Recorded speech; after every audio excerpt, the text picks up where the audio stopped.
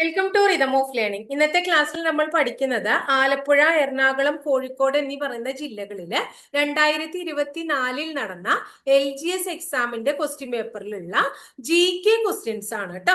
അപ്പൊ കഴിഞ്ഞ ദിവസം ഈ സെയിം ക്വസ്റ്റ്യൻ പേപ്പറിന്റെ തന്നെ സയൻസ് ഭാഗങ്ങൾ മുഴുവൻ നമ്മൾ പഠിച്ചിരുന്നു.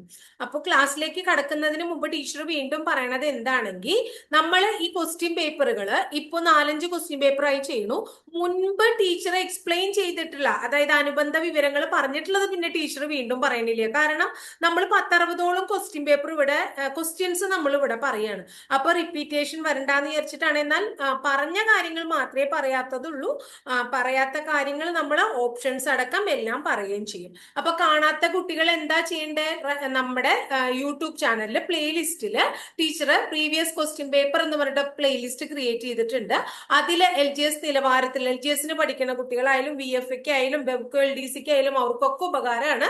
ക്വസ്റ്റ്യൻ പേപ്പർ കൊടുത്തിട്ടുണ്ട്, അത് ഓരോന്നും പഠിച്ചു നോക്കാം കേട്ടോ. അപ്പൊ ഫസ്റ്റ് ക്വസ്റ്റ്യൻ നോക്കിയ മക്കളെ, ഗുരുവായൂർ സത്യാഗ്രഹം എന്നാ നടന്നേന്നാ ചോദിച്ചത്. ഇതിനെ കുറിച്ച് കഴിഞ്ഞ പരീക്ഷയ്ക്ക് ചോദിച്ചത് ഗുരുവായൂർ സത്യാഗ്രഹത്തിന്റെ വോളണ്ടിയർ ക്യാപ്റ്റന്റെ പേരായിരുന്നു. അപ്പൊ അതിനെ കുറിച്ചൊക്കെ നമ്മൾ AKG ഒക്കെ പഠിച്ചു വെച്ചതാണ്. അപ്പൊ ഇത് വീണ്ടും ചോദിച്ചേക്കാണ്. ഗുരുവായൂർ സത്യാഗ്രഹം നടന്ന വർഷം 1931 എന്ന് നമുക്കറിയാം അല്ലെ. അടുത്തത് നോക്കൂ, ഗാന്ധിജി ഇന്ത്യയിൽ നേതൃത്വപരമായ പങ്കുവഹിച്ച ആദ്യത്തെ സമരം ഏതാണ്? അല്ലെ, നിസ്സഹകരണ സമരമാണ്. അതിനെക്കുറിച്ച് നമ്മൾ മുമ്പ് പറഞ്ഞിട്ടുള്ളതാണ്, ഗാന്ധിജിയുടെ നിസ്സഹകരണ സമരത്തെ കുറിച്ച്. ഇനി അടുത്തത് അഹമ്മദാബാദ് മിൽ സമരം ഉണ്ടല്ലോ. അതില് ഗാന്ധിജിയുടെ നേതൃത്വത്തിൽ ഇന്ത്യയിൽ നടന്ന ആദ്യത്തെ നിരാഹാര സമരം എന്ന് ചോദിച്ചു കഴിഞ്ഞാൽ അഹമ്മദാബാദ് മിൽ സമരം പറയണം. പ്ലേഗ് ബോണസിനെ ചൊല്ലി അഹമ്മദാബാദിലെ മില്ലുടമകളും തൊഴിലാളികളും തമ്മിൽ നടന്ന സമരത്തെയാണ് അഹമ്മദാബാദ് മിൽ സമരം എന്ന് പറയുന്നത്. അത് നടന്നത് 1917 അടുത്തത് നോക്കൂ, ഗേദ സത്യാഗ്രഹം. ഇനി ഗുജറാത്തിലെ ഗേദ എന്ന് പറയുന്ന ജില്ലയിൽ കർഷകർ നടത്തിയ പ്രക്ഷോഭത്തെയാണ് നമ്മൾ എന്ത് വിളിക്കുന്നത്? ഗേദ സത്യാഗ്രഹം എന്ന് വിളിക്കുന്നത്. ക്ലിയർ ആയില്ലേ? അപ്പൊ ഇത്തരം കാര്യങ്ങളൊക്കെ ക്ലിയർ ആയി എന്ന് വിചാരിക്കുന്നു. ഇനി ചമ്പാരനെ കുറിച്ചൊക്കെ നമ്മൾ മുമ്പ് പറഞ്ഞിട്ടുള്ളതാണ് കേട്ടോ. ജാലിയൻവാലാബാഗ് കൂട്ടക്കൊലയ്ക്ക് കാരണമായത് എന്താണ്? നമ്മൾ കഴിഞ്ഞ ക്ലാസ്സില് റൗലറ്റ് ആക്ട് എന്നായിരുന്നു എന്ന് ചോദിച്ചപ്പോ അന്ന് നമ്മൾ പറഞ്ഞിട്ടുണ്ടായിരുന്നു, റൗലറ്റ് നിയമമാണ് ജാലിയൻവാലാബാഗ് കൂട്ടക്കൊലയ്ക്ക് കാരണമായത് എന്നാണ്, എവിടെയാണ് നടന്നതൊക്കെ കേട്ടോ. ഹിന്ദുസ്ഥാൻ റിപ്പബ്ലിക്കൻ അസോസിയേഷൻ എന്ന സംഘടനയുമായി ബന്ധമില്ലാത്തത് ആർക്കാണ് ബന്ധമില്ലാത്തത് എന്നാ പറയണേ? ഉദ്ധം സിംഗിന്. അപ്പൊ ഹിന്ദുസ്ഥാൻ റിപ്പബ്ലിക്കൻ അസോസിയേഷൻ എന്ന് പറയുന്ന സംഘടനയുമായി ബന്ധമുള്ള വ്യക്തികളാണ് ചന്ദ്രശേഖർ ആസാദ്, ഉദ്ധം ഭഗത് സിംഗ് തുടങ്ങിയവ. ഇതിൽ ബന്ധമില്ലാത്തത് ആർക്കാണ്? ഉദ്ധം സിംഗിനാണ് ബന്ധമില്ലാത്തത്. ജാലിയൻ വാലാബാഗ് കൂട്ടക്കൊലയ്ക്ക് നേതൃത്വം കൊടുത്ത മൈക്കൽ ഒ ഡയറിനെ വധശിക്ഷ ഏറ്റുവാങ്ങിയ ധീരദേശാഭിമാനിയാണ് ആര്? നമ്മുടെ ഉദ്ധം സിംഗ് എന്ന് പറയുന്ന വ്യക്തി. ഇനി ഹിന്ദുസ്ഥാൻ സോഷ്യലിസ്റ്റ് റിപ്പബ്ലിക്കൻ അസോസിയേഷൻ 1928 രൂപം കൊണ്ടത്. Hindustan Republican association 1978 Hindustan socialist Republican association എന്ന പേരിൽ പുനഃസംഘടിപ്പിക്കുകയാണ് ഉണ്ടായത്. പഞ്ചാബ്, രാജസ്ഥാൻ, ഉത്തർപ്രദേശ്, ബീഹാർ എന്നിവിടങ്ങളിലെ വിപ്ലവകാരികൾ ഡൽഹിയിൽ രൂപം നൽകിയ സംഘടനയാണ് ഹിന്ദുസ്ഥാൻ സോഷ്യലിസ്റ്റ് റിപ്പബ്ലിക്കൻ അസോസിയേഷൻ എന്ന് പറയുന്നത്. ഇത് സ്ഥാപിച്ചത് ഡൽഹിയിലെ ഫിറോസ് ഷാ കോട്ട്ല എന്ന് പറയുന്ന സ്ഥലത്താണ്. ചന്ദ്രശേഖർ ആസാദും ഭഗത് സിംഗും സുഖ്ദേവും ഒക്കെ ആയിരുന്നു ഇതിന് നേതൃത്വം നൽകിയവർ.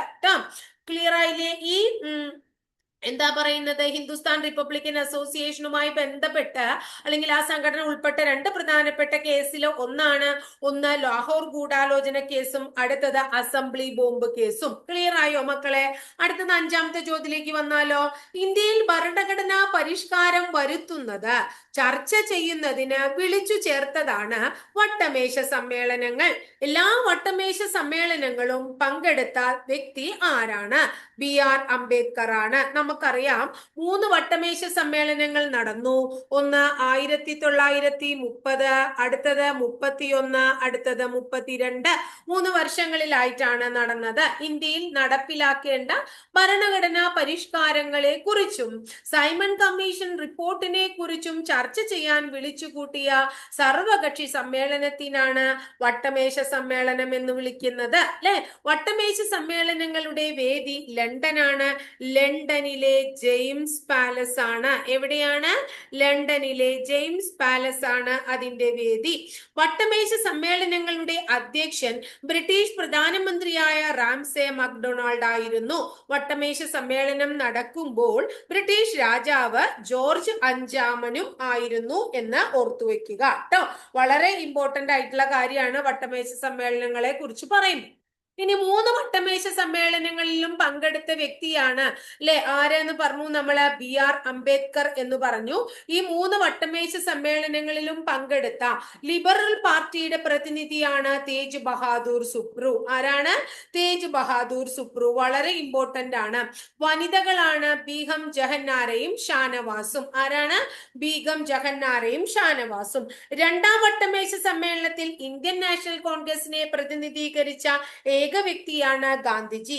2ാം വട്ടമേശ സമ്മേളനങ്ങളിൽ ഭാരതീയ സ്ത്രീകളെ പ്രതിനിധാനം ചെയ്ത് പങ്കെടുത്തത് സരോജിനി നായിഡു കൂടിയാണ്. ക്ലിയർ ആയില്ലേ? അടുത്ത ചോദ്യം, ഇന്ത്യൻ ഭരണഘടനാ നിർമ്മാണവുമായി ബന്ധമില്ലാത്തത് ആർക്കാണ്? ഇനി അടുത്തത്, ആദ്യം നമ്മുടെ PSC ഉത്തരം നൽകിയത് S രാധാകൃഷ്ണൻ ആയിരുന്നു. പക്ഷെ പിന്നീട് ഡിലീറ്റ് ചെയ്തു. കാരണം എന്താ വെച്ചാൽ ഭരണഘടനാ നിർമ്മാണ സഭയിൽ യുണൈറ്റഡ് പ്രൊവിൻസിനെ പ്രതിനിധീകരിച്ചുകൊണ്ട് അദ്ദേഹം ഉണ്ടായിരുന്നു. അപ്പൊ ഇതിൽ എല്ലാവർക്കും ബന്ധമുണ്ട് എന്നുള്ളത് കൊണ്ട് PSC ഇത് ഡിലീറ്റ് ചെയ്യാണ് ചെയ്തത് കേട്ടോ. അപ്പോ ഇന്ത്യയുടെ പ്രഥമ ഉപരാഷ്ട്രപതി, 2ാമത്തെ രാഷ്ട്രപതിയൊക്കെയാണ് ഡോക്ടർ S രാധാകൃഷ്ണൻ. 2 തവണ ഉപരാഷ്ട്രപതിയായ ആദ്യത്തെ വ്യക്തിയും ഡോക്ടർ S രാധാകൃഷ്ണനാണ്. ഇന്ത്യൻ ഫിലോസഫി എന്ന പ്രശസ്തമായിട്ടുള്ള പുസ്തകം രചിച്ചതും ഇദ്ദേഹമാണ്. ഇന്ത്യൻ ഭരണഘടനയുടെ ശില്പി, ഡ്രാഫ്റ്റിംഗ് കമ്മിറ്റിയുടെ ചെയർമാൻ, സ്വതന്ത്ര ഇന്ത്യയുടെ ആദ്യത്തെ നിയമമന്ത്രി എന്നൊക്കെ പറയുന്നത് ആ വിശേഷണങ്ങളൊക്കെ ആർക്കാണ്? ഡോക്ടർ BR അംബേദ്കർ ആണ്. അദ്ദേഹത്തിന്റെ വളരെ പ്രശസ്തമായിട്ടുള്ള 2 പ്രസിദ്ധീകരണങ്ങളല്ലേ മക്കളെ? മൂക് നായകും അതുപോലെ തന്നെ ബഹിഷ്കൃത ഭാരതും. ചൈത്രഭൂമി എന്ന് പറയുന്ന സ്ഥലത്താണ് അംബേദ്കർ അന്ത്യവിശ്രമം കൊള്ളുന്നത് എന്നും ഓർത്തു വെക്കാം.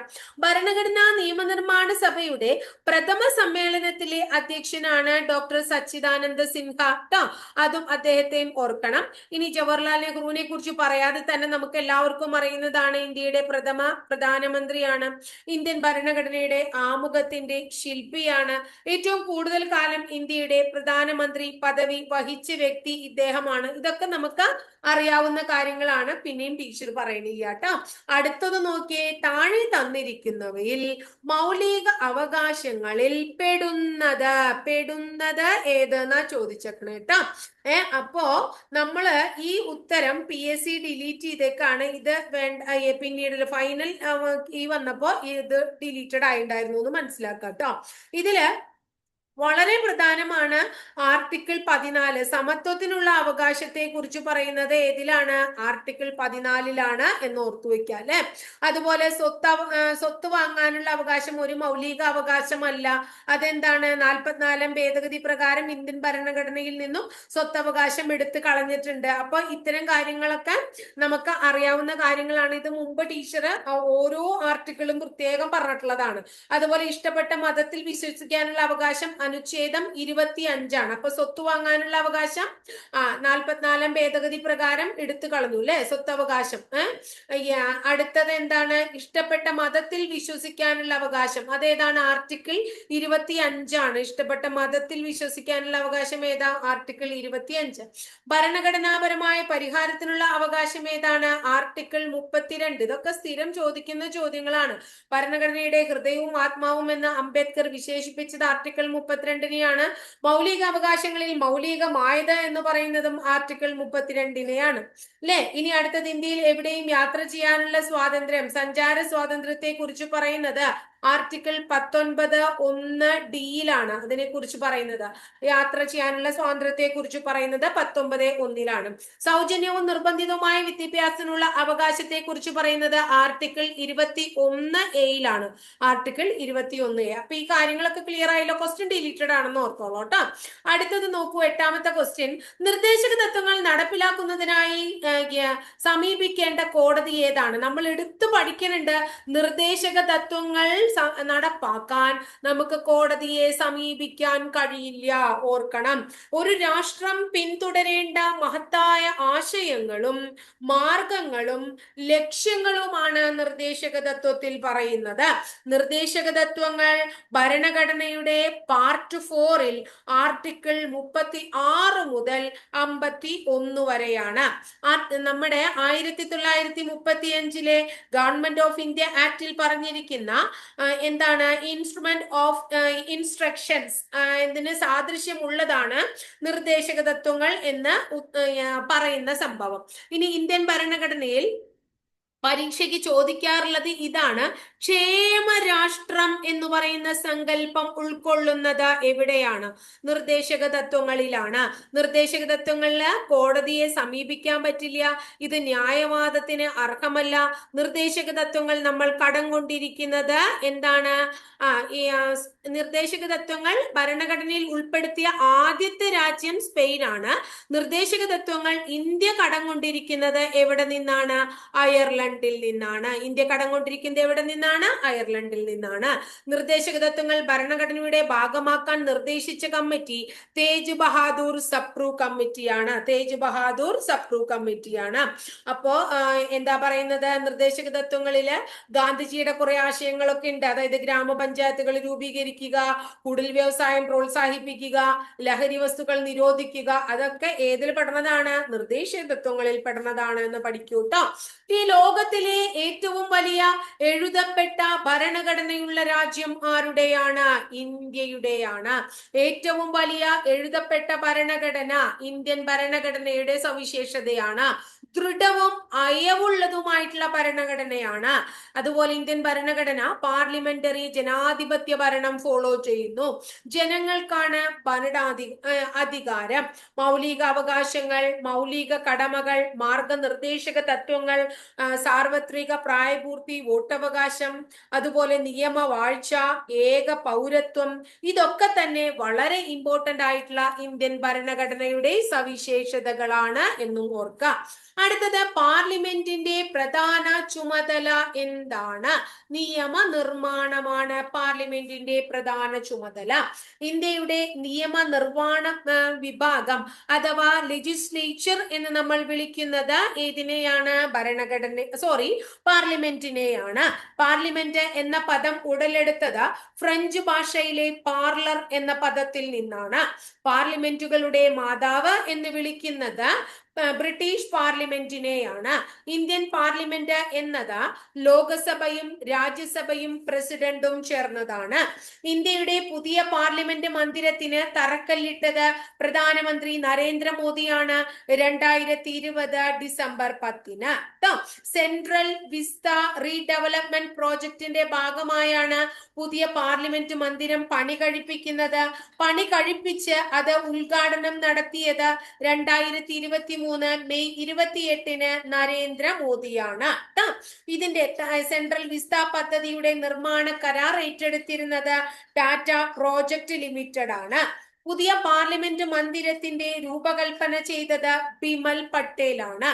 ഇതിന് പ്രധാന കവാടങ്ങൾ എന്ന് പറയുന്നത് ഗ്യാൻ ദ്വാര, ശക്തി ദ്വാര, കർമ്മദ്വാര തുടങ്ങിയവയാണ്. ലോക്സഭയുടെ തീം മയിലും രാജ്യസഭയുടെ തീം താമരയുമാണ്. പുതിയ മന്ദിരത്തിൽ വെച്ച് ആദ്യ സമ്മേളനത്തിൽ അവതരിപ്പിച്ച ആദ്യത്തെ ബില്ല് ലോക്സഭയിൽ അവതരിപ്പിച്ചത് അർജുൻ റാം മേഘ്വാൾ ആണ്. നമ്മുടെ നിയമമന്ത്രി അവതരിപ്പിച്ചത് വനിതാ സംവരണ ബില്ലാണ്. പുതിയ പാർലമെന്റ് മന്ദിരത്തിന്റെ സ്മരണാർത്ഥം നമ്മൾ ഒരു നാണയം പുറത്തിറക്കി. അത് 75 രൂപ നാണയമാണ്. ഇത്രയും കാര്യങ്ങൾ ക്ലിയർ ആയോ മക്കളെ? അടുത്ത ചോദ്യം നോക്കാം. താഴെ തന്നിരിക്കുന്നവയിൽ ശ്രീനാരായണ ഗുരുവുമായി ബന്ധമില്ലാത്ത കാര്യം ഏതാണ്? ഇത് എന്താ പറയുന്നത്, PSC ഡിലീറ്റ് ചെയ്ത ഒരു ക്വസ്റ്റ്യൻ ആണ്. എന്നാലും ശ്രീനാരായണ ഗുരുവുമായി ബന്ധപ്പെട്ടിട്ടുള്ള കുറച്ച് കാര്യങ്ങൾ നമുക്ക് പഠിക്കാം അല്ലെ. അദ്ദേഹം ജനിച്ചത് എന്നാണ്?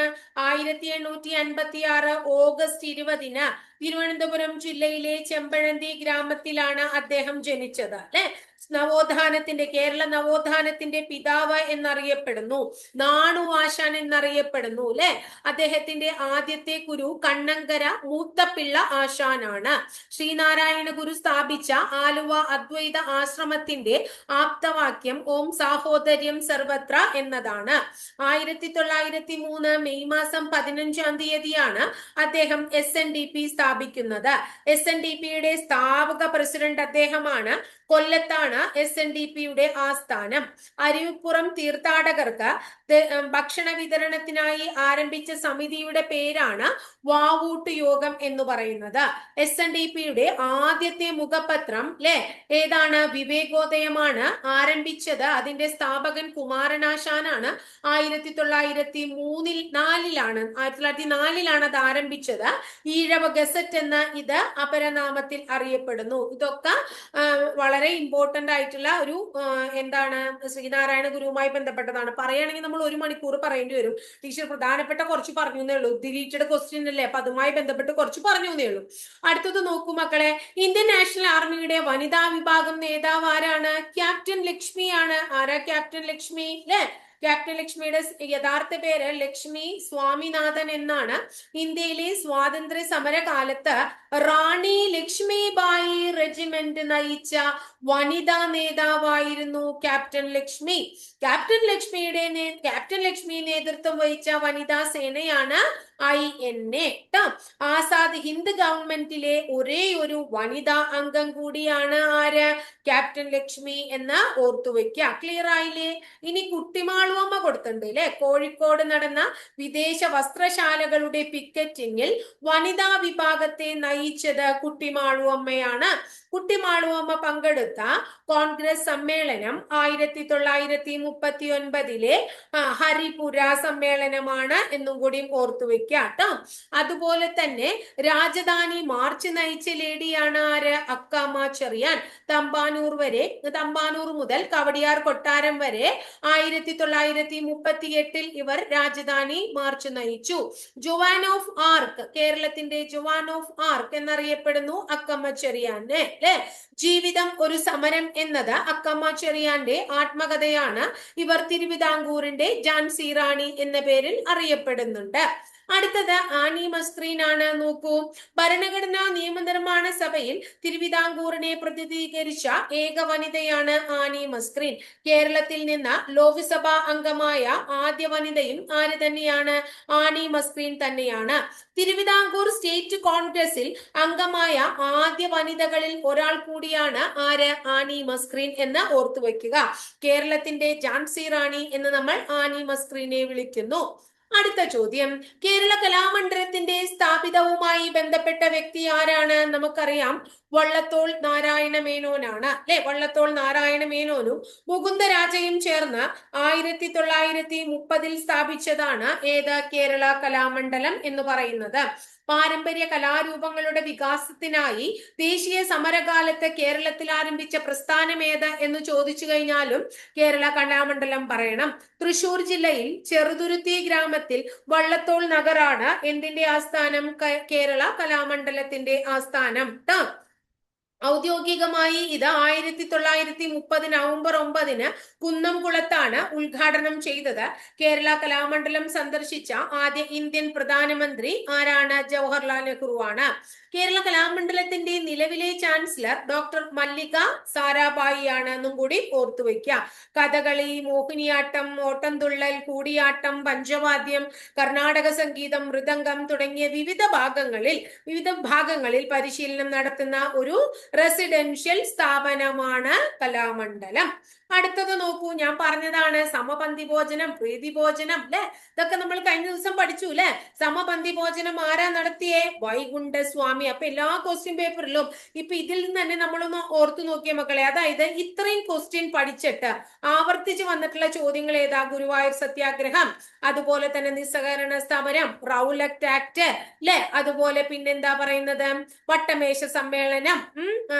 പിന്നെ ഇവിടെ ആർട്ടിക്കിൾ ഒക്കെ ചോദിച്ചിട്ടുണ്ട്. ആർട്ടിക്കിൾ 14 ആർട്ടിക്കിൾ 32 മുൻപത്തെ ഒരു ക്വസ്റ്റ്യൻ പേപ്പറിൽ നമ്മൾ പഠിച്ചു. ഇനി അടുത്തത് എഴുതപ്പെട്ട ഭരണഘടനയുള്ള രാജ്യം അല്ലെ, അതുപോലെ തന്നെ എന്താണ് SNDP സ്ഥാപിച്ചത് എന്നാണ്. ഇതൊക്കെ മുന്നേ ചോദിച്ചിട്ടുള്ള, പിന്നെ സമപന്തി ഭോജനം. അപ്പൊ എത്ര ചോദ്യങ്ങളാ റിപ്പീറ്റേഷൻ വന്നേക്കണേ? അപ്പൊ അതാണ് പറയുന്നത് പ്രീവിയസ് ഇയർ പഠിച്ചുള്ള ഗുണത്തെ കുറിച്ച് കേട്ടോ. ഇനി സ്വദേശാഭിമാനി എന്ന പത്രം ആരംഭിച്ചത് ആര്? ഇതും കഴിഞ്ഞ ക്ലാസ്സിൽ നമ്മൾ പഠിച്ചു. വക്കം അബ്ദുൽ ഖാദർ മൗലവിയാണ്. സ്വദേശാഭിമാനി രാമകൃഷ്ണപിള്ളയെ കുറിച്ചൊക്കെ നമ്മൾ പറഞ്ഞതാണ് കഴിഞ്ഞ ക്ലാസ്സിൽ കേട്ടോ. അടുത്ത നോക്കിയേ 16ാമത്തെ ക്വസ്റ്റ്യൻ. ആദ്യമായി ഫുട്ബോൾ ലോകകപ്പ് കിട്ടിയത് ഉറുഗ്വേ എന്ന രാജ്യത്തിനാണ്. എന്നാൽ ഏറ്റവും കൂടുതൽ തവണ ലോകകപ്പ് കിട്ടിയത് ഏത് രാജ്യത്തിനാണ്? ബ്രസീലിന്. അപ്പൊ ആദ്യമായിട്ട് കിട്ടിയത് ആർക്കാണെന്ന് ഓർക്കുക കേട്ടോ. ആദ്യമായിട്ട് ഫുട്ബോൾ ലോകകപ്പ് നേടിയത് ഉറുഗ്വേ, എന്നാൽ കൂടുതൽ തവണ നേടിയത് ആരാണ്? ബ്രസീലാണ് കേട്ടോ. എന്നോർത്ത് വെക്കുക. 1958, 62, 70, 94, 2002 അത്രയും തവണ ആര് നേടിയിട്ടുണ്ട്? ബ്രസീൽ നേടിയിട്ടുണ്ട് എന്ന് ഓർത്തു വെക്കണം കേട്ടോ. അടുത്ത ചോദ്യം. ശ്രീലങ്കയുടെ നിലവിലെ പ്രസിഡന്റിന് തൊട്ടു മുമ്പ് പദവിയിൽ ഉണ്ടായിരുന്ന പ്രസിഡന്റ് ആരായിരുന്നു? റനിൽ വിക്രം സിൻഹ. ആരായിരുന്നു? റനിൽ വിക്രം സിൻഹയായിരുന്നു എന്ന് ഓർത്തു വെക്കുക. വളരെ ഇമ്പോർട്ടന്റ് ആണ്. ശ്രീലങ്ക, നമ്മുടെ ഇന്ത്യയുടെ അയൽ രാജ്യങ്ങളിലെയൊക്കെ പ്രസിഡന്റുമാരെ എങ്ങനെയായാലും നമ്മൾ പഠിച്ചു വെക്കണം കേട്ടോ. ഇനി the transfer of power in India നമ്മൾ പറഞ്ഞിട്ടുണ്ട്. ഇത് ആരുടെയാണ്? VP മേനോന്റെയാണ്. The transfer of power in India ആരുടെ? VP മേനോന്റെ. അടുത്തതും നമ്മൾ പഠിച്ചതാ. ഇരുമ്പുരുക്ക് ശാലകളെ ഏതൊക്കെയാണ് നമ്മൾ പഠിച്ചിട്ടുണ്ട്. ബിലായ് എവിടെയാ ബിലായി? ബിലായ് ഏതാണ് ഉത്തരം? ബിലായ് സോവിയറ്റ് യൂണിയന്റെ സഹായത്തോടു കൂടി തന്നെയാണ് ബിലായ് ട്ടോ. അടുത്തത് ബിലായ് സോവിയറ്റ് യൂണിയന്റെ സഹായത്തോടു കൂടി. ബൊക്കാറോ ഏതിനെയാണ്? സോവിയറ്റ് യൂണിയന്റെ സഹായത്തോടു കൂടി. അടുത്തത് റൂർക്കേല ഒറീസ ജർമ്മനിയുടെ സഹായത്തോടു കൂടി. ഒക്കെ ശരിയാണല്ലോ, അങ്ങനെയാണല്ലോ. ദുർഗാപൂർ ബ്രിട്ടൻ സഹായം നൽകിയ രാജ്യങ്ങൾ. ചേരുംപടി ചേർക്കത് അങ്ങനെ തന്നെ, ഇതൊന്നും മാറ്റാനില്ല. എന്താ പറയാ, ചേരുംപടി ചേർക്കൊന്നും വേണ്ട, ക്ലിയർ ആയിട്ട് അത് തന്നെയാണ് ആൻസർ. ഫസ്റ്റ് വൺ ബിലായ്, അതങ്ങനെ തന്നെയാണ് ഉത്തരം. അപ്പൊ പിന്നെ കൂടുതൽ പറയാനില്ല കേട്ടോ. ബിലായ് സോവിയറ്റ് യൂണിയന്റെ സഹായത്തോടെ, ബൊക്കാറോ സോവിയറ്റ് യൂണിയന്റെ സഹായത്തോടെ, റൂർക്കല ജർമ്മനിയുടെ സഹായത്തോടെ, ദുർഗാപൂർ ബ്രിട്ടന്റെ സഹായത്തോടുകൂടി. അപ്പൊ റൂർക്കല ഇരുമ്പ് വ്യവസായശാല എവിടെയാ? അറിയാത്ത കുട്ടികളൊന്നും പറഞ്ഞേ. ഒഡീഷ. ആരുടെ സഹായത്തോടുകൂടിയിട്ട്? ജർമ്മനിയുടെ സഹായത്തോടുകൂടി. ബിലായ് എവിടെയാ? ഛത്തീസ്ഗഡ്. ആരുടെ സഹായത്തോടുകൂടി? സോവിയറ്റ് യൂണിയൻ അല്ലെ. ദുർഗാപൂർ എവിടെയാണ്? വെസ്റ്റ് ബംഗാൾ. ആരുടെ സഹായത്തോടുകൂടി? UKയുടെ സഹായത്തോടുകൂടി. ബൊക്കാറോ എവിടെയാണ്? ജാർഖണ്ഡിലാണ്. ആരുടെ സഹായത്തോടുകൂടി? സോവിയറ്റ് യൂണിയന്റെ സഹായത്തോടുകൂടി. ക്ലിയർ ആയില്ലേ? പ്രാവശ്യം പറഞ്ഞതാണ്, എന്നാൽ ഇത് അത്രയും ഇമ്പോർട്ടന്റ്. അതാ ടീച്ചർ ഒന്നും കൂടെ പറഞ്ഞത്. വിദ്യാഭ്യാസത്തെ സംസ്കാരവുമായി ബന്ധിപ്പിക്കുക എന്ന ലക്ഷ്യത്തോടെ ഇതേ ക്വസ്റ്റ്യൻ തന്നെ മുമ്പ് പഠിച്ചിട്ടുണ്ട് നമ്മള്. കേന്ദ്ര സാംസ്കാരിക വകുപ്പ് 1979 രൂപീകരിച്ച സ്ഥാപനമായ centre for cultural resource and ട്രെയിനിങ്ങിന്റെ ആസ്ഥാനം എവിടെയാണ്? ന്യൂഡൽഹി. എവിടെ ആസ്ഥാനം? ന്യൂഡൽഹിയാണ്. ക്ലിയർ ആയില്ലേ മക്കളെ? പഠിച്ചതാട്ടോ മുമ്പ്. പുതിയ സഹസ്രാബ്ദത്തിലേക്ക് ഇന്ത്യയെ നയിക്കുക എന്ന ലക്ഷ്യത്തോടെ നടപ്പിലാക്കിയ ദേശീയ വിദ്യാഭ്യാസ നയം എന്ന നിലയിൽ വന്നേ. എന്താ അപ്പൊ ദേശീയ വിദ്യാഭ്യാസ നയത്തിന്റെ ലക്ഷ്യം? പുതിയ സഹസ്രാബ്ദത്തിലേക്ക് ഇന്ത്യയെ നയിക്കുക എന്നതാണ് ദേശീയ വിദ്യാഭ്യാസ നയം. അത് എന്നാ നിലവിൽ വന്നെന്നാ പറയണേ? 1986 നിലവിൽ വന്നു അല്ലെ. എന്നാ 1986 10 + 2 + 3 അല്ല 10 അല്ലെ, അറിയാം നമുക്ക്. 10 + 2 + 3 എന്ന വിദ്യാഭ്യാസ ഘടന രാജ്യമൊട്ടാകെ പൊതുവായി അംഗീകരിച്ച വിദ്യാഭ്യാസ നിയമമാണ് ദേശീയ വിദ്യാഭ്യാസ നിയമം. ഓപ്പറേഷൻ ബ്ലാക്ക് ബോർഡ് പദ്ധതി നിർദ്ദേശിച്ചതും ദേശീയ വിദ്യാഭ്യാസ നിയമമാണ് എന്ന് ഓർത്തു വെക്കാട്ടോ. ഇനി അടുത്ത ചോദ്യം. രാഷ്ട്ര പുരോഗതിയിൽ വിദ്യാഭ്യാസത്തിനുള്ള പ്രാധാന്യം തിരിച്ചറിഞ്ഞ അതേ ചോദ്യം തന്നെ വീണ്ടും ആവർത്തിച്ചേക്കണു അല്ലെ. 10 + 2 + 3 മാതൃകയിൽ വിദ്യാഭ്യാസം നടപ്പിലാക്കണം എന്ന ശുപാർശ ചെയ്ത വിദ്യാഭ്യാസ കമ്മീഷൻ ഏതാണ്? ഏത് കമ്മീഷനാണ് അത് ശുപാർശ ചെയ്തത്? Doctor DS Kothari commission. Doctor DS Kothari commission. അപ്പൊ കോത്താരി കമ്മീഷൻ ഇന്ത്യ ഗവൺമെന്റ് 1964 നിയമിച്ച വിദ്യാഭ്യാസ കമ്മീഷനാണ്. +1 +2 +3 മാതൃകയിലുള്ള വിദ്യാഭ്യാസ സംവിധാനം അല്ലെ. അല്ലെങ്കിൽ പിന്നെ ത്രിഭാഷ പാഠ്യ പദ്ധതി എന്നും പറയാം അല്ലെ. എന്നിവ റെക്കമെൻഡ് ചെയ്തത് ആരാണ്? ഡോക്ടർ കോത്താരി കമ്മീഷൻ ആണ്. ഇനി സ്വതന്ത്ര ഇന്ത്യയിലെ ആദ്യത്തെ വിദ്യാഭ്യാസ കമ്മീഷൻ എന്താണ്? രാധാകൃഷ്ണ കമ്മീഷൻ ആണ്. യൂണിവേഴ്സിറ്റി എഡ്യൂക്കേഷൻ കമ്മീഷൻ എന്നൊക്കെ അറിയപ്പെടുന്നു. 1948 ഇദ്ദേഹത്തെ അപ്പോയിന്റ് ചെയ്തത് കേട്ടോ. വളരെ ഇമ്പോർട്ടന്റ് ആണ്. എന്താ? ഇദ്ദേഹമാണ് തൊഴിലധിഷ്ഠിത വിദ്യാഭ്യാസം സ്ഥാപനങ്ങളിൽ നടത്തണമെന്നും സ്ത്രീ വിദ്യാഭ്യാസത്തിന് പ്രാധാന്യം നൽകണമെന്നൊക്കെ പറഞ്ഞത് ആരാണ്? ഡോക്ടർ രാധാകൃഷ്ണ കമ്മീഷൻ ആണ്. ഇനി അടുത്തത് മുതലിയാർ കമ്മീഷൻ അല്ലെ. മുതലിയാർ കമ്മീഷൻ സെക്കൻഡറി വിദ്യാഭ്യാസ കമ്മീഷൻ എന്നറിയപ്പെടുന്നത് doctor A Lakshmanaswami Mudaliar commission ആണ് കേട്ടോ. അത് വളരെ ഇമ്പോർട്ടന്റ് ആണ്, അങ്ങനെ ചോദിച്ചിട്ടുണ്ട്. കൃഷി പാഠ്യപദ്ധതിയിൽ ഉൾപ്പെടുത്താൻ നിർദ്ദേശിച്ചതും ഈ ലക്ഷ്മണസ്വാമി മുതലിയാർ കമ്മീഷൻ ആണ് എന്ന് ഓർത്തു വെക്കാം. അപ്പൊ ഇത്രയാണ് കമ്മീഷൻ. ഇനി അടുത്തത് നോക്കിയേ, എന്താ പറഞ്ഞേക്കണേ? എന്നാണ് ലോക ഫുട്ബോൾ ദിനം എന്ന്. കഴിഞ്ഞ ദിവസം കുറെ ദിനങ്ങൾ നമ്മൾ പഠിച്ചുല്ലോ. മെയ് 25 ലോക ഫുട്ബോൾ ദിനം. മെയ് 25 ലോക ഫുട്ബോൾ ദിനം. ഐക്യരാഷ്ട്രസഭയുടെ പൊതുസഭ 2024 മെയ് 13 മെയ് 25 ലോക ഫുട്ബോൾ ദിനമായിട്ട് പ്രഖ്യാപിക്കുന്നത്. 1924 പാരീസിൽ നടന്ന ഒളിമ്പിക്സ് ഗെയിംസിൽ ആദ്യമായി എല്ലാ ഭൂഖണ്ഡങ്ങളെയും പ്രതിനിധീകരിച്ച് അന്താരാഷ്ട്ര ഫുട്ബോൾ ടൂർണമെന്റ് നടന്നതിന്റെ 100ാം വാർഷികം പ്രമാണിച്ചാണ് നമ്മൾ ഈ ദിനം തെരഞ്ഞെടുത്തത്. അടുത്ത നോക്കിയേ, 2024 ONV സാഹിത്യ പുരസ്കാര ജേതാവ് ആരാണ്? പ്രതിഭ റായി ആണ്. ഇവർ ഒഡിയ എഴുത്തുകാരിയാണ് കേട്ടോ. 2011 ഇവർക്ക് ജ്ഞാനപീഠം ലഭിക്കുകയുണ്ടായി. 2022 ഇവർക്ക് പത്മഭൂഷണം ലഭിക്കുകയുണ്ടായി എന്ന് ഓർത്തുവെക്കാം. ഇന്ത്യയുടെ ഭൂമിശാസ്ത്ര വിവരങ്ങളിലെ തെറ്റ് ഏതാണ്? തെറ്റ്. അപ്പൊ നമ്മൾ ഒന്ന് പഠിച്ചിട്ടുണ്ട്, തെറ്റാണ് കേട്ടോ ചോദിച്ചേക്കണേ. ഇന്ത്യയുടെ അക്ഷാംശം 8°4 അല്ലെ, 37°6 വടക്ക് വരെ. അത് ശരിയാണ്. രേഖാംശം എത്രയാന്നാ പഠിച്ചേക്കണേ? ഇന്ത്യയുടെ രേഖാംശം 68°7 മുതൽ 97°25 വരെ. അങ്ങനെയല്ലേ പഠിച്ചേക്കണേ? അപ്പോ എയും സിയും ആണ് ശരി, ബിയും ഡിയും തെറ്റാണ് കേട്ടോ. ബിയും ഡിയും തെറ്റാണ് കേട്ടോ. ലോകത്തിലെ ഏറ്റവും ഉയരത്തിൽ സ്ഥിതി ചെയ്യുന്ന യുദ്ധഭൂമി ഏതാണ്? അത് അറിയാത്തവരുണ്ടോ കുട്ടികളെ? ഏതാണ്? സിയാച്ചിൻ ആണ്. ലോകത്തിലെ ഏറ്റവും ഉയരത്തിൽ സ്ഥിതി ചെയ്യുന്നത് സിയാച്ചിൻ ആണ്. കാശ്മീർ ഹിമാലയത്തിലെ പ്രധാന ഹിമാനിയാണ് ഏത്? സിയാച്ചിൻ എന്ന് പറയുന്നത്. സിന്ധു നദിയിലും പോഷക നദികളായ രവി, ജലം, ചിനാബ് തുടങ്ങിയവയിലും വർഷം മുഴുവൻ സമൃദ്ധമായ നീരൊഴുക്ക് സാധ്യമാക്കുന്ന ഹിമാനികളാണ് സിയാച്ചിനും അതുപോലെ തന്നെ പോൾട്ടോരോ ഹിമാനികളൊക്കെ തന്നെ കേട്ടോ. അപ്പൊ ഇത് സിയാച്ചിൻ ആണ്. ഇന്ത്യയുടെ അതിർത്തി രാജ്യങ്ങൾ സംബന്ധിക്കുന്ന വിവരങ്ങളിൽ തെറ്റ് ഏതാണ്?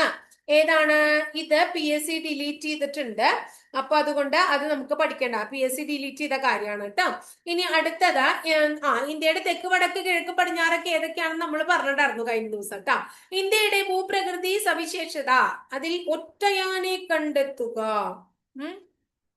അത് ഹിമാലയാണ്. ഒറ്റയാൻ ഏതാ? ഹിമാലയം.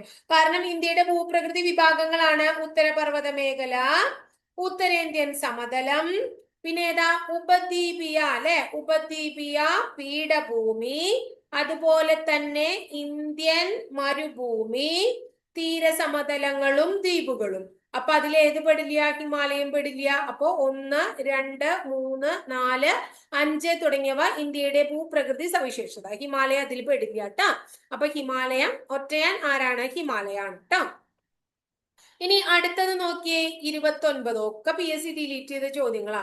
ഇന്ത്യയിൽ അനുഭവപ്പെടുന്ന കാലാവസ്ഥയിൽ തെറ്റായ വിവരം ഏത്? ഇത് എന്താ പറയുന്നത്?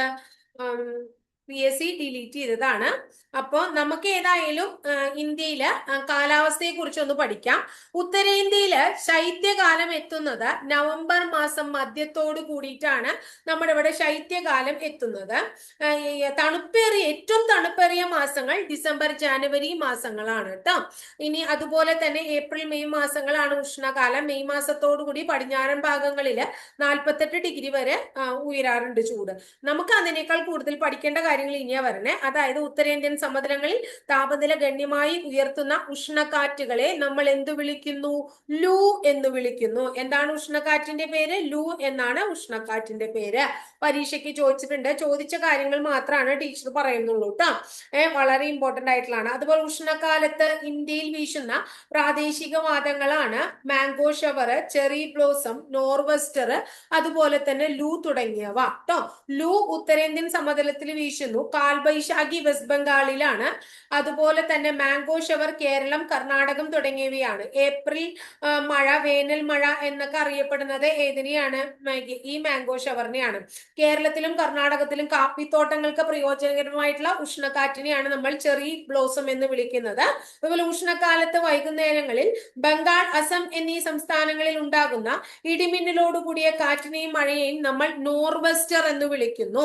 ഇതൊക്കെ പരീക്ഷയ്ക്ക് വരാറുള്ളത് കൊണ്ടാണ് ടീച്ചർ പറയുന്നത്.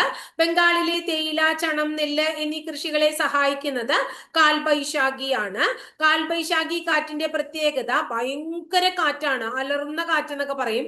അതുപോലെ തന്നെ ആലിപ്പഴവും വീഴും കേട്ടോ. ഉഷ്ണകാലത്ത് വെസ്റ്റ് ബംഗാളിൽ അനുഭവപ്പെടുന്ന ഇടിയോടുകൂടിയ ശക്തമായ മഴയാണ് നമ്മൾ കാൽബൈശാഖി എന്ന് പറയുന്നത് കേട്ടോ. ഇനി കാൽബൈശാഖി എന്ന പ്രാദേശിക നാമത്തിന് ഒരു അർത്ഥമുണ്ട്. വൈശാഖ മാസത്തിൽ സംഭവിക്കുന്ന പ്രകൃതിക്ഷോഭം എന്നാണ് അത്രേ അതിനെ വിളിക്കുന്നത് കേട്ടോ. അപ്പോ ഇന്ത്യയുടെ യഥാർത്ഥ ധനമന്ത്രിയാണ് ഏത്? മൺസൂൺ എന്ന് പറയുന്നത് അല്ലെ. മൗസിം എന്ന അറബ് വേർഡിൽ നിന്നാണ് മൺസൂൺ എന്ന പദം ഉണ്ടായതെന്ന് നമുക്കറിയാം. അത് പരീക്ഷയ്ക്ക് 2 ദിവസം മുമ്പ് നമ്മൾ ഇട്ടിട്ടുള്ള ഒരു ക്വസ്റ്റ്യൻ പേപ്പർ അത് ചോദിക്കുകയും ചെയ്തിട്ടുണ്ട്. ഇന്ത്യയിൽ ഏറ്റവും കൂടുതൽ മഴ ലഭിക്കുന്ന പ്രദേശം ഏതാണ്? മേഘാലയയിലെ മൗസിൻഡ്രം ആണ്. അതുപോലെ ഇന്ത്യയിൽ ഏറ്റവും കുറവ് മഴ ലഭിക്കുന്നത് ലഡാക്കിലെ ലേ എന്ന് പറയുന്ന സ്ഥലത്താണെന്നും കൂടി ഓർക്കാം. അപ്പോൾ മൺസൂൺ ഒരിക്കലും നമുക്ക് ഒരുമിച്ച് അങ്ങോട്ട് പറഞ്ഞു തീർക്കാനൊന്നും പറ്റില്ല. അത്യാവശ്യം നന്നായിട്ടുള്ളതാണ്. പ്രധാനപ്പെട്ട കുറച്ച് കാറ്റുകളൊക്കെ ടീച്ചർ പറഞ്ഞോളൂ. മഴയൊക്കെ. കേരളത്തിന്റെ ഭൂപ്രകൃതി സവിശേഷതകളിൽ ശരി ഏതാണ്? അക്ഷാംശം 8°18' വടക്കു മുതൽ 12°48' വടക്കു വരെ ശരിയാണ്. രേഖാംശം 74°52' കിഴക്കു മുതൽ 77°22' കിഴക്ക് വരെ അതും ശരിയാണ്. ഭൂപ്രകൃതി അടിസ്ഥാനത്തിൽ കേരളത്തെ മലനാട്, ഇടനാട്, തീരപ്രദേശം എന്നിങ്ങനെ 3ആയി തിരിക്കാം. അപ്പൊ ഇത് 3ഉം തന്നിരിക്കുന്നത് ശരിയാട്ടോ മക്കളെ. കേരളത്തിലെ ഭൂപ്രകൃതി സവിശേഷതകൾ. അടുത്തത് നോക്കിയേ. സൂചനകളിൽ നിന്ന് പ്രദേശം തിരിച്ചറിയുക. പശ്ചിമഘട്ടത്തിന്റെ പൂർവ്വഭാഗത്തുള്ള തമിഴ്നാടിനെയും പശ്ചിമ ഭാഗത്തുള്ള കേരളത്തിനെയും യോജിപ്പിക്കുന്ന മലമ്പാത ഏകദേശം 40 കിലോമീറ്ററോളം വീതി. ഇതിൽ ഏറ്റവും താഴ്ന്ന പ്രദേശം തൃശ്ശൂരിലാണ്. ശരിയാണ്. ഏതാണ്? പാലക്കാട് ചുരം. ഉത്തരമേതാ? പാലക്കാട് ചുരം. അപ്പൊ പാലക്കാട് ചുരം പശ്ചിമഘട്ടത്തിന്റെ പൂർവ്വഭാഗത്തുള്ള തമിഴ്നാടിനെയും പശ്ചിമ ഭാഗത്തുള്ള കേരളത്തിനെയും യോജിപ്പിക്കുന്നു. ഇതിൽ നമുക്ക് ഇത്തിരി സംശയം നമ്മൾ കേൾക്കാത്തതാവും. ഇതിൽ ഏറ്റവും താഴ്ന്ന പ്രദേശം തൃശ്ശൂരിലാണ് കേട്ടോ. അപ്പൊ പശ്ചിമഘട്ടത്തിലെ ഏറ്റവും വലിയ ചുരമാണ് പാലക്കാട് ചുരം. കേരളത്തിലെ ഏറ്റവും വലിയ ചുരമാണ് പാലക്കാട് ചുരം. നീലഗിരി കുന്നുകൾക്കും ആനമലയ്ക്കും ഇടയിൽ സ്ഥിതി ചെയ്യുന്ന ചുരമാണ് പാലക്കാട് ചുരം. 30 മുതൽ 40 വരെ കിലോമീറ്റർ ആണ് അതിന്റെ വീതി എന്നാ പറയണേ. പാലക്കാട് ചുരത്തിലൂടെ ഒഴുകുന്ന നദിയാണ് ഏത്? ഭാരതപ്പുഴ അല്ലെ. പാലക്കാട് ചുരത്തിലെ ഏറ്റവും താഴ്ന്ന പ്രദേശം തൃശ്ശൂരിലാണ് കാണപ്പെടുന്നത്. പാലക്കാട് ചുരത്തിലൂടെ കടന്നു പോകുന്ന ദേശീയ പാതയാണ് NH 544. NH 544 വളരെ ഇമ്പോർട്ടന്റ് ആണ്. അടുത്ത നോക്കിയ 32ാമത്തെ ചോദ്യം. കേരളത്തിലൂടെയുള്ള നദികളെ നീളത്തിന്റെ അടിസ്ഥാനത്തിൽ നീളം കൂടിയത് ആദ്യം എന്ന രീതിയിൽ ഏറ്റവും നീളം കൂടിയ നദി കേരളത്തിലെ ഏറ്റവും നീളം കൂടിയ നദി. അപ്പൊ ഇതില് പെരിയാറില്ല. അപ്പൊ നമുക്ക് എവിടെ നിന്നിട്ട് തുടങ്ങാം? ഭാരതപ്പുഴ അല്ലെ. അപ്പൊ ഭാരതപ്പുഴ 1 ഉണ്ട് 2 ഉണ്ട്. ഭാരതപ്പുഴ കഴിഞ്ഞാൽ പമ്പ 3 പിന്നെ ചാലിയാർ. അപ്പൊ ഇതാ വരും മക്കളെ. ഭാരതപ്പുഴ, പമ്പ, ചാലിയാർ, കടലുണ്ടി, കല്ലടയാറ്. ഇങ്ങനെയാണ് കേട്ടോ. ഓപ്ഷൻ ഡി അല്ലെ. അപ്പൊ കേരള സർക്കാരിന്റെ വിജ്ഞാപന പ്രകാരം 15 കിലോമീറ്റർ അല്ലെ അല്ലെങ്കിൽ അതിൽ കൂടുതലുള്ള ജലപ്രവാഹങ്ങളെയാണ് നമ്മൾ എന്ത് വിളിക്കുന്നത്? നദികൾ അല്ലെ എന്ന് വിളിക്കുന്നത്. അപ്പൊ നിങ്ങൾക്ക് അറിയുന്നതാണ്. ഇനി അതിനെ കുറിച്ച് കൂടുതൽ പറയില്ലേ, നമ്മൾ മുമ്പ് പറഞ്ഞതാ. കേരളത്തിലെ നദികൾ അതിൽ ഒറ്റയാനെ കണ്ടെത്തുക. ഏതാണ് ഒറ്റയാൻ? മഞ്ചേശ്വരം പുഴ, ഉപ്പളക്കായൽ, ഷിറിയ. ഏതാണ്? തെക്കേറ്റത്തെ നെയ്യാറ്. ഒറ്റയാൻ ഏതാണ്? നെയ്യാറ്. കേരളത്തിലെ നദികളിൽ ഒറ്റയാൻ ഏതാ? നെയ്യാറാണ് കേട്ടോ. 34 താഴെ തന്നിരിക്കുന്നതിൽ കേരളത്തിനുള്ളിലുള്ള ദേശീയ ജലപാത നമ്മൾ കഴിഞ്ഞ ദിവസം പഠിച്ചു. NW3 ആണ്. കേരളത്തിലെ വൈദ്യുത പദ്ധതികളും ജില്ലകളും അതിൽ ഒറ്റയാനെ കണ്ടെത്തുക എന്നാണ് പറയുന്നത്. അപ്പോ ശബരിഗിരി പത്തനംതിട്ടയാണ്. ഇടുക്കിയിൽ തന്നെയാണ്. കുറ്റ്യാടി കോഴിക്കോടാണ്. സിയാല് സിയാൽ പദ്ധതി എറണാകുളം. സിയാൽ എന്ന് പറഞ്ഞ ഇതാ അത് നമ്മുടെ എന്താ പറയാ സോളാർ അല്ലേ, അല്ലാണ്ട് ജലവൈദ്യുത പദ്ധതി അല്ലല്ലോ, അപ്പൊ തെറ്റാ. ഇപ്പൊ കേരളത്തിലെ മത്സ്യബന്ധന വകുപ്പ് മന്ത്രി സജി ചെറിയാനല്ലേ. അടുത്തത് 37. താഴെ തന്നിട്ടുള്ള സൂചനയിൽ നിന്ന് കേരളത്തിലെ വന്യജീവി സങ്കേതം കണ്ടെത്തുക. പശ്ചിമഘട്ടത്തിലെ മഴനിഴൽ പ്രദേശത്ത് സ്ഥിതി ചെയ്യുന്ന വന്യജീവി മഴനിഴൽ പ്രദേശം എന്ന് പറയുമ്പോൾ തന്നെ നമുക്ക് ആദ്യം നമ്മുടെ മുന്നിൽ ആര് വരണം? ചിന്നാർ. കേരളത്തിൽ ചിന്നാർ മാത്രമേ ഉള്ളൂ. പിന്നെ ചാമ്പൽ മലയണ്ണാനുണ്ട്, നക്ഷത്രാമയുണ്ട്. അപ്പൊ ഇതൊക്കെ വന്നപ്പോ ചിന്നാറാണെന്ന് ക്ലിയർ ആയില്ലേ. ഗ്രാമസഭയുടെ കൺവീനർ ആരാണ്? വാർഡ് മെമ്പർ ആണ്. ഗ്രാമസഭയുടെ കൺവീനർ ആരാണ്? വാർഡ് മെമ്പർ ആണ് എന്ന് ഓർത്തു വെക്കുക. ഗ്രാമസഭ ഓരോ ഗ്രാമപഞ്ചായത്തിലെയും ചെറിയ വിസ്തൃതിയുള്ള വാർഡുകളായിട്ട് തിരിക്കും. ഓരോ വാർഡിലും വാർഡ് മെമ്പർ അല്ലെങ്കിൽ ഒരു പ്രതിനിധി ഉണ്ട് വാർഡിന് അല്ലെ. അപ്പൊ പഞ്ചായത്ത് തലത്തിലുള്ള ഗ്രാമീണ മേഖലയിലെ വാർഡുകളിലെ പ്രായപൂർത്തിയായ വോട്ടർ പട്ടികയിലുള്ള ഒരു കൂട്ടം ആളുകളുടെ ഒരു സഭയാണ് എന്തെന്ന് ഉദ്ദേശിക്കുന്നത്? ഗ്രാമസഭ എന്ന് ഉദ്ദേശിക്കുന്നത്. എല്ലാ പഞ്ചായത്തുകളും നിർബന്ധമായിട്ടും ഗ്രാമസഭകൾ രൂപീകരിക്കണമെന്ന് 73-ാം ഭരണഘടനാ ഭേദഗതിയിൽ വ്യവസ്ഥ ചെയ്യുന്നുണ്ട്. ജനങ്ങളെ നേരിട്ട് തിരഞ്ഞെടുക്കുന്ന ജനപ്രതിനിധികളിൽ നിന്ന് എന്താ പറയുന്നത് ആണ് ഈ ഗ്രാമസഭയിലുള്ള ചോദ്യങ്ങൾക്കൊക്കെ നമുക്ക് ഉത്തരം കിട്ടുന്നത്.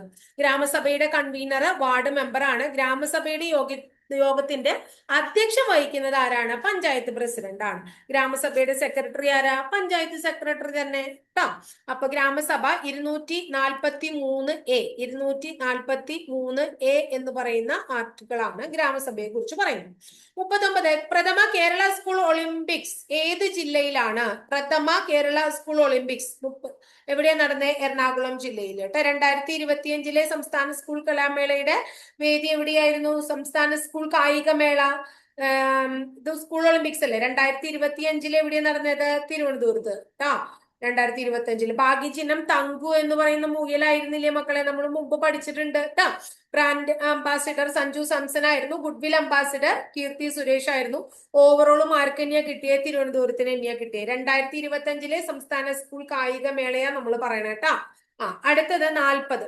കർഷകർക്കുള്ള എല്ലാ സേവനങ്ങളും ഒരു കുടക്കീഴിൽ ലഭ്യമാക്കുന്ന സംയോജിത പോർട്ടലിന്റെ പേര് എന്താണ്? കർഷകർക്കുള്ള എല്ലാ സേവനങ്ങളും ഒരു കുടക്കീഴിൽ ലഭ്യമാക്കുന്ന സംയോജിത പോർട്ടലിന്റെ പേര് കതിർ ആപ്പ് എന്നാണ്. എന്താണ്? കതിർ ആപ്പ് എന്നാണ്. അത് ഓർത്തു വെക്കുക. കതിർ ആപ്പ് കേട്ടോ, വളരെ പ്രധാനമാണ് കതിർ ആപ്പ് എന്ന് പറയുന്നത്. ഇനി ഒരു കാര്യം പറയട്ടെ ടീച്ചറെ. പാഠം 1 പാടത്തേക്ക് എന്താന്ന് കേട്ടിട്ടുണ്ടോ? സ്കൂൾ കുട്ടികളിൽ കാർഷിക സംസ്കാരം വളർത്തിയെടുക്കാൻ സംസ്ഥാന കൃഷി വിദ്യാഭ്യാസ വകുപ്പുകൾ സംയുക്തമായി നടപ്പാക്കുന്ന പദ്ധതിയുടെ പേരാണ് പാഠം 1 പാടത്തേക്ക്. അതുപോലെ നിറവ് കേട്ടിട്ടുണ്ടോ? വിത്തു മുതൽ വിപണി വരെ കാർഷിക അനുബന്ധ മേഖലകളുടെ സമഗ്ര വികസനത്തിനായി കൃഷി വകുപ്പ് നടപ്പിലാക്കിയ പദ്ധതിയുടെ പേരാണ് എന്തെന്ന് പറഞ്ഞിട്ടുണ്ടെങ്കിൽ നിറവ് എന്ന് പറയുന്ന പദ്ധതി. എന്താണ്? നിറവ് എന്ന് പറയുന്ന പദ്ധതി. ഈ പദ്ധതികളൊക്കെ പ്രധാനപ്പെട്ടതാണ്. പദ്ധതികളുടെ ഒരു ക്ലാസ് തന്നെ ടീച്ചർ അപ്ലോഡ്, ഒരു ക്ലാസ് എന്നല്ല, ഒരു 5-8 ക്ലാസ്സോളം നമ്മൾ പദ്ധതികൾ എന്ന് പറഞ്ഞിട്ട് അപ്ലോഡ് ചെയ്തിട്ടുണ്ട്. കണ്ടുനോക്കണം കേട്ടോ. ഇപ്പോഴത്തെ കേന്ദ്ര പഞ്ചായത്ത് രാജ് മന്ത്രി ആരാണ്? രാജീവ് രഞ്ജൻ സിംഗ്. ആരാണ്? രാജീവ് രഞ്ജൻ സിംഗ് ആണ്. അടുത്തത് പാരീസ് ഒളിമ്പിക്സ് 2024 പാരീസ് ഒളിമ്പിക്സിൽ നീരജ് ചോപ്ര ജാവലിൻ എറിഞ്ഞ ദൂരം കുറെ ക്വസ്റ്റ്യൻ പേപ്പറിൽ ചോദിച്ചിട്ടുള്ള ചോദ്യമാണ്. 89.45 മീറ്റർ. വളരെ ഇമ്പോർട്ടന്റ് ആണ് കേട്ടോ. 2024 ഒളിമ്പിക്സിന്റെ വേദി എന്തായിരുന്നു? എവിടെയായിരുന്നു? പാരീസ് അല്ലെ. മുദ്രാവാക്യം എന്താണ്? Games wide open. എന്താണ്? ഗെയിംസ് വൈഡ് ഓപ്പൺ എന്നതാണ്. ഇനി ഒളിമ്പിക്സ് മാർച്ച് പാസ്റ്റിൽ മുന്നിൽ നിൽക്കുന്ന രാജ്യം ഗ്രീസ്. പിന്നിൽ നിൽക്കുന്നത് ആരാണ്? ഏതാണോ ആതിഥേയത്വം വഹിക്കുന്ന രാജ്യം ആ രാജ്യമാണ് എന്ന് ഓർത്തു വയ്ക്കുക കേട്ടോ. 43-ാമത്തെ ചോദ്യം ഏതാ? യുണൈറ്റഡ് നേഷൻസ് മാനവ വികസന സൂചിക 2022 പ്രകാരം ഹ്യൂമൻ ഡെവലപ്മെന്റ് ഇൻഡെക്സ് 2022 പ്രകാരം ഇന്ത്യയുടെ സ്ഥാനം എത്രയാണ്? 2022 134. ഹ്യൂമൻ ഡെവലപ്മെന്റ് ഇൻഡെക്സ് റിപ്പോർട്ട് 2025 പ്രകാരം മാനവികസന സൂചികയിൽ 1-ാം സ്ഥാനം ഐസ്ലൻഡ് ആണ്. ആരാണ് 1-ാം സ്ഥാനത്ത്? ഐസ്ലൻഡ് ആണ്. ഇന്ത്യയുടെ സ്ഥാനം 130 ആണ്. ഇന്ത്യയുടെ സ്ഥാനം എത്രയാണ് 2025? 130 ആണ് എന്ന് ഓർത്തു വയ്ക്കാം. അടുത്തത് ഉപഗ്രഹങ്ങൾ ഇല്ലാത്ത ഗ്രഹം ഏതാണ്? ഉപഗ്രഹങ്ങൾ ഇല്ലാത്ത ഗ്രഹം ബുധനും ശുക്രനും ഉപഗ്രഹങ്ങൾ ഇല്ല. ഇതിൽ ഉത്തരത്തില് ബുധൻ മാത്രമേ ഉള്ളൂ. അപ്പൊ അത് കണ്ടെത്താം. സൽത്തനത്ത് മുഗൾ കാലഘട്ടത്തിൽ പേർഷ്യൻ സംഗീതത്തിൽ സ്വാധീന ഫലമായി രൂപപ്പെട്ട സംഗീത ശൈലി ഏതാണ്? സാധാരണ നമുക്കിതില് മെഡീവൽ ഇന്ത്യ പഠിക്കാനില്ല, എന്നിരുന്നാലും ഇടയിൽ ഒരെണ്ണം ചോദിച്ചിട്ടുണ്ട്. അപ്പൊ ഹിന്ദുസ്ഥാനി സംഗീതം എന്ന് ഓർത്തു വയ്ക്കുക. ഇന്ത്യൻ ഭരണഘടനയുടെ ആമുഖം കാവ്യാത്മക ശൈലിയിൽ എഴുതിയത്. ഇന്ത്യൻ ഭരണഘടനയുടെ ആമുഖം കാവ്യാത്മക ശൈലിയിൽ എഴുതിയെന്നൊക്കെ പറയുമ്പോൾ, കാവ്യാത്മകം എന്നൊക്കെ പറയുമ്പോൾ നമുക്ക് പേടിയാവും. ആരാണ്? ജവഹർലാൽ നെഹ്റു തന്നെ കേട്ടോ. ഇന്ത്യയിൽ സാമ്പത്തിക വർഷമായി കണക്കാക്കുന്നത് എവിടം തൊട്ട് എവിടം വരെയാണ്? ഏത് നമ്മുടെ ഏപ്രിൽ 1 തൊട്ട് മാർച്ച് 31 വരെയുള്ള കാലഘട്ടത്തെയാണ് നമ്മൾ എന്ത് പറയുന്നത്? സാമ്പത്തിക വർഷം. നമുക്ക് എല്ലാവരുടെയും ആവശ്യങ്ങളെ തൃപ്തിപ്പെടുത്താനുള്ള ഒരു വിഭവമുണ്ട്, എന്നാൽ ഒരാൾ പോലും അത്യാഗ്രഹത്തെ നിറവേറ്റാനില്ലതാനും. ഈ വാക്കുകൾ ആരുടേതാണ്? ആരുടെയായിരിക്കും ഇത്? മഹാത്മാഗാന്ധിയുടെ വാക്കുകളാണ്. ശ്രീലങ്കൻ ക്രിക്കറ്റ് ഇതിഹാസം മുത്തയ്യ മുരളീധരന്റെ ജീവിതം ആസ്പദമാക്കി പുറത്തിറങ്ങിയ ചിത്രം ഏത് എന്നാണ് അടുത്ത ചോദ്യം. ഏതാണ്? 800. ഏതാണ് ചിത്രത്തിന്റെ പേര്? 800 എന്നാണ് ചിത്രത്തിന്റെ പേര് ട്ടോ. വളരെ ഇമ്പോർട്ടന്റ് ആണ് ഇതൊക്കെ. എന്താ പറയാ, കറണ്ടുമായിട്ട് റിലേറ്റഡ് ആയിട്ട് വരുന്ന ചോദ്യങ്ങളാണ്. ലോക അധ്യാപക ദിനം എന്ന പറഞ്ഞു. ലോകാണ്, തെറ്റിക്കരുത്. ഏതാണ്? ഒക്ടോബർ 5 ലോക അധ്യാപക ദിനം ഒക്ടോബർ 5. കേരളത്തിലെ ഇന്ത്യയിലെ ആണെങ്കിലോ ദേശീയ അധ്യാപക ദിനം സെപ്റ്റംബർ 5. അല്ലെ? ആരുടെ ജന്മദിന? ഡോക്ടർ എസ് രാധാകൃഷ്ണന്റെ ജന്മദിനമാണ് എന്ന് ഓർത്തു വയ്ക്കുന്നു കേട്ടോ. ഇനി അടുത്തത്, ഇന്ത്യയിലെ ആദ്യത്തെ സൗരോർജ വിനോദസഞ്ചാര ബോട്ടിന്റെ പേര് എന്താണ്? ഇന്ദ്ര എന്നാണ്. ഏതാണ്? ഇന്ദ്ര. കേരളത്തിലെ ടൂറിസം മേഖലയിലെ ആദ്യ സോളാർ ബോട്ടിന്റെ ടൂറിസം മേഖലയിലെ ആദ്യ സോളാർ ബോട്ടിന്റെ പേര് കതിരവൻ എന്നാണ്. എന്താണ്? കതിരവൻ എന്നാണ്. ബോട്ട് യാത്രയിൽ വായനാ സൗകര്യം ഒരുക്കി സംസ്ഥാന സർക്കാരിന്റെ പദ്ധതിയുടെ പേര് പുസ്തകത്തോണി. പുസ്തകത്തോണി ട്ടോ. എന്താ അതിന്റെ പേര്? പുസ്തകത്തോണി എന്നാണ്. 2024 G20 ഉച്ചകോടിക്ക് അധ്യക്ഷത വഹിച്ചത് എവിടെയാണ്? ബ്രസീലാണ്. എവിടെയാണ്? ബ്രസീലാണ്. 2025 ജോഹന്നാസ്ബർഗ് ആണ്. 2025 ജോഹന്നാസ്ബർഗ് ആണ്. 2026 അമേരിക്കയാണ്. 26 അമേരിക്കയാണ്. 53ാമത്തെ ചോദ്യം. പ്രസ്താവനകൾ വിലയിരുത്തി താഴെ പറയുന്നവയിൽ ശരിയായ ഉത്തരം കണ്ടെത്തുക എന്നാണ് പറയുന്നത്. അപ്പോ ഇത് നമ്മൾ ഇന്നലെ പഠിച്ചതാണ്, സയൻസ് ഭാഗമാണ്. അപ്പൊ അതുകൊണ്ട് ഈ ഭാഗങ്ങൾ നമ്മൾ പറയണില്ല കേട്ടോ. അതായത് സയൻസ് 74 വരെയുള്ള ക്വസ്റ്റ്യൻസ് നമ്മൾ ഇന്നലെ പറഞ്ഞതാ. ഇന്നലത്തെ ക്ലാസ് ടീച്ചർ കണ്ടിട്ടില്ല. 75ാമത്തെ ക്വസ്റ്റ്യൻ, 75ഓ 76ഓ ആരോഗ്യം അമൃതം എന്ന് പറഞ്ഞിട്ട് നമ്മൾ കഴിഞ്ഞ ക്ലാസ്സിൽ പറഞ്ഞതാണ്. നോക്കിയേ, തന്നെ ഏതാണ് ആരോഗ്യം അമൃതം എന്ന് പറയുന്നത്? അമൃതം ആരോഗ്യം 76ാമത്തെ ക്വസ്റ്റ്യൻ. നമുക്കിനി 77ാമത്തെ ക്വസ്റ്റ്യനിലേക്ക് വരാം അല്ലെ. 77ാമത്തെ ക്വസ്റ്റ്യൻ ഏതാ? 2024 ഒളിമ്പിക്സ് മത്സരത്തിൽ ഇന്ത്യൻ ഹോക്കി ടീമിന്റെ ക്യാപ്റ്റൻ ആരായിരുന്നു? ഹർമൻപ്രീത് സിംഗ് ആയിരുന്നു അല്ലെ. അതുപോലെ തന്നെ 70ാം ദേശീയ ചലച്ചിത്ര അവാർഡ് അർഹമായിട്ടുള്ള മികച്ച ചിത്രം ഏതാണ്? മികച്ച ചിത്രം 70ാമത്തെ ആട്ടമാണ്. 70ാമത്തെ ദേശീയ മികച്ച ചിത്രം ഏതാണ്? ആട്ടമാണ് കേട്ടോ. ഇനി അടുത്തത് 71ാമത്തെ ദേശീയ ചലച്ചിത്ര പുരസ്കാരം 2023 പ്രഖ്യാപിച്ചു അല്ലെ. 71ാമത്തെ മികച്ച ചിത്രം ഏതായിരുന്നു? 12th ഫെയിൽ ആയിരുന്നു മികച്ചത്. 71ാമത്തെ മികച്ച ചിത്രം എന്ന് പറഞ്ഞാൽ 12th ഫെയിൽ ആയിരുന്നു. 12th ഫെയിൽ ആയിരുന്നു. മികച്ച നടൻ ഷാറൂഖ് ഖാനും വിക്രാന്ത് മാസി ആയിരുന്നു. മികച്ച നടി റാണി മുഖർജി ആയിരുന്നു അല്ലെ. അത് നമ്മള് ടീച്ചർ കൃത്യമായിട്ട് ക്ലാസ് കൊടുത്തിട്ടുള്ളതാണ്. കറണ്ട് അഫയേഴ്സിൽ കണ്ടു നോക്കൂ. ഇനി അമീബിക് മസ്തിഷ്ക ജ്വരത്തിലൂടെ കാരണമായ രോഗാണു മനുഷ്യരത്തിൽ എത്തുന്നത് ഏതിലൂടെയാണ്? ഏതിലൂടെയാണ്? മലിനജലത്തിലൂടെയാണ്. അതുപോലെ തന്നെ അടുത്തത് ISROന്റെ ഇപ്പോഴത്തെ ചെയർമാൻ ആരായിരുന്നു? അന്ന് S സോമനാഥ് ആണ്. അപ്പൊ അതുകൊണ്ട് അത് ഓർത്തു വെക്കുക കേട്ടോ. ഇപ്പൊ അതല്ല, ഇപ്പോഴത്തെ ISRO ചെയർമാൻ കഴിഞ്ഞ ക്ലാസ്സിലും കൂടി ടീച്ചർ പറഞ്ഞതാണ്. ആരാണെന്ന് അറിയുന്നവരൊന്ന് കമന്റ് ചെയ്യാം കേട്ടോ. അപ്പൊ ഇത്രയേ ഉള്ളൂ. ഇനി മാത്സ് ക്വസ്റ്റ്യനിലേക്ക് വന്നു. അപ്പൊ ഇത്രയാണ് നമ്മുടെ ഇന്നത്തെ പഠിക്കാനുള്ളത്. ക്ലിയർ ആയെന്ന് വിചാരിക്കുന്നു. ടീച്ചർ പറയുന്നതൊക്കെ ക്ലിയർ ആവുന്നുണ്ട്. പരമാവധി ടീച്ചർ അനുബന്ധ വസ്തുതകൾ പറയുന്നുണ്ട്. മുൻപ് പറഞ്ഞിട്ടുള്ള കാര്യങ്ങൾ മാത്രമേ നമ്മളിവിടെ പറയാണ്ടിരിക്കുന്നു. പറഞ്ഞത് തന്നെ വീണ്ടും വീണ്ടും പറഞ്ഞ് പഠിച്ച കുട്ടികൾക്ക് അതൊരു ബുദ്ധിമുട്ട് വരണ്ട. പിന്നെ നമ്മുടെ എന്താ പറയാ, വീഡിയോയുടെ ലെങ്ത്തും ഭയങ്കര കൂടും. അപ്പൊ കുറെ നേരം ഇരുന്ന് കാണേണ്ടി വരുമ്പോൾ പലർക്കും ബുദ്ധിമുട്ടാവും. അതുകൊണ്ടൊക്കെയാണ്. പക്ഷെ നമ്മൾ അതൊരു ബുദ്ധിമുട്ടായിട്ട് കണക്കാക്കരുത്. കാരണം എത്രമാത്രം നമ്മൾ വായിക്കുന്നു, എത്രമാത്രം നമുക്ക് എന്താ പറയുന്നത് ഉപകാരം ഉണ്ടാവും, അല്ലെങ്കിൽ കേൾക്കുമ്പോൾ ഉപകാരം ഉണ്ടാവും എന്ന് മനസ്സിലാക്കുക. ടീച്ചറെ ക്ലാസ് ഒക്കെ ഇഷ്ടപ്പെടാൻ ഒന്ന് ലൈക്ക് ചെയ്യണം കേട്ടോ. ഇഷ്ടപ്പെട്ട ക്ലാസ്സുകൾ കൂട്ടുകാരിലേക്ക് ഷെയർ ചെയ്യുക. ആദ്യം എന്റെ ചാനൽ കാണുന്ന കുട്ടികൾ ചാനൽ ഒന്ന് സബ്സ്ക്രൈബ് ചെയ്യുകയും ചെയ്യാം. അപ്പൊ അടുത്ത ദിവസം മറ്റൊരു ടോപ്പിക്കുമായിട്ട് നമുക്ക് വീണ്ടും